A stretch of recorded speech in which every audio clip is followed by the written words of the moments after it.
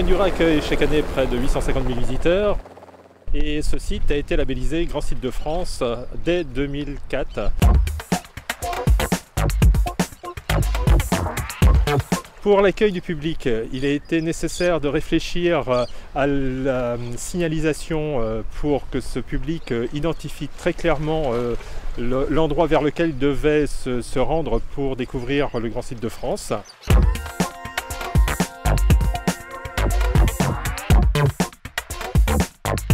Comme à la Pointe du Raz, il arrive près de 85 000 voitures dans l'année. Nous avons mis en place sur le parking une équipe pour gérer les flux de visiteurs. Dès son arrivée, il peut être également orienté pour arriver jusqu'à la maison de site où il va trouver un certain nombre de services et de personnel prêts à le renseigner sur sa découverte du Grand Site de France.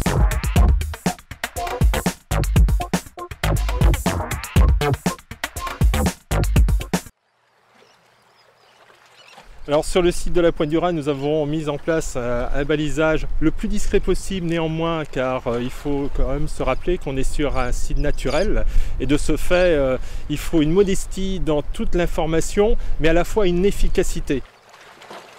Alors un bon accueil sur un grand site de France, c'est le renseignement, l'information, c'est aussi les équipements. Par exemple, pour les personnes à mobilité réduite, nous avons mis en service cette année une navette électrique. C'est un véhicule adapté qui fait le trajet depuis la maison de site jusqu'à la Pointe du Raz.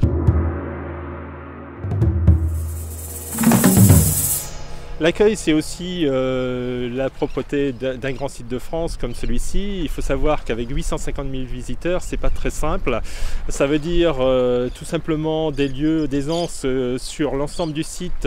Ça veut dire du personnel qui intervient au moins 3 fois dans la journée, voire plus si nécessaire, pour que ces lieux soient irréprochables. Alors, cette stratégie d'accueil également prend en compte la relation que nous entretenons avec les commerçants pour améliorer en permanence ce relationnel avec les visiteurs.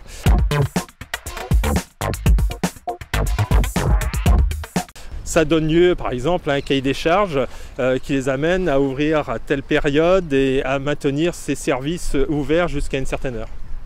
L'accueil des visiteurs, ce n'est pas simplement le renseignement à la banque d'informations, mais aussi ce sont tous ces services, les sanitaires, la navette pour ceux qui en ont besoin, les visites accompagnées, les animations, les expositions, et puis le renseignement qui est donné pour découvrir le reste du territoire. Parce qu'il ne faut pas que nous nous contentions d'informer sur le grand site, mais c'est aussi cette ouverture sur toute la région alentour.